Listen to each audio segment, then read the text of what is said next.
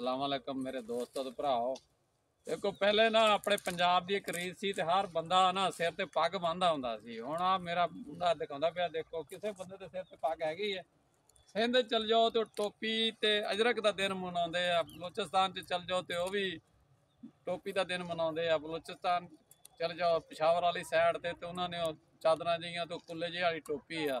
लेकिन साडे पंजाब जिन्ने भी बंदे रहिंदे हुंदे सी, कोई सराकी आ, कोई पंजाबी आ, कोई खान आ जां कोई भी आ, सारिਆਂ ਦੇ ਵਡੇਰਿਆਂ ਦੇ ਸਿਰ ਤੇ ਵੱਡੀਆਂ ਵੱਡੀਆਂ ਪੱਗਾਂ ਤੇ ਇੱਕ ਚਾਦਰ ਹੁੰਦੀ ਸੀ ਸਰਦੀਆਂ ਦੇ ਦਿਨਾਂ 'ਚ। ਹੁਣ ਆ ਮੁੰਡਾ ਦਿਖਾਵੇ ਤੇ ਕਿੰਨੇ ਮੁੰਡੇ ਬੰਦੇ ਕੰਮ ਕਰਦੇ ਪਏ, ਕਿਸੇ ਦੇ ਸਿਰ ਤੇ ਕੋਈ ਚਾਦਰ ਕੋਈ ਟੋਪੀ ਹੈਗੀ, ਕੋਈ ਸ਼ੈ ਨਹੀਂ। ਇਹਦਾ ਬੜੇ ਫਾਇਦੇ ਆ ਕਿ ਇੱਕ ਤਾਂ ਸਰਦੀ ਤੋਂ ਬਚਦਾ ਬੰਦਾ, ਸਰਦੀ ਲੱਗੇ ਤਾਂ ਉੱਤੇ ਲੈ ਸਕਦਾ ਖੋਲ ਕੇ, ਗਰਮੀਆਂ ਆਉਣ ਤਾਂ ਵੀ ਬੰਦੇ ਨੂੰ ਮੱਖੀਆਂ ਮੁੱਖੀਆਂ ਮੱਛਰ ਖਾਂਦਾ ਤਾਂ ਵੀ ਸਾਫਾ ਵੱਡਾ ਪੱਗ ਬੰਨੀ ਹੋਵੇ ਖੋਲ ਕੇ ਬੰਦਾ ਉੱਤੇ ਲੈ ਲੈਂਦਾ। ਇਸ ਲਈ ਆਪਣੀ ਸਕਾਫਤ ਨੂੰ ਜਿੰਦਾ ਰੱਖੋ ਤੇ ਪੱਗ ਦੇ ਸ਼ੌਕ ਰੱਖੋ। ਆਪਣੇ ਬੱਚਿਆਂ ਨੂੰ ਵੀ ਕਹੋ ਕਿ ਆਲੇ ਵਾਲੇ ਦੌਰ 'ਚ ਪੱਗ ਬੰਨਿਆ ਕਰ।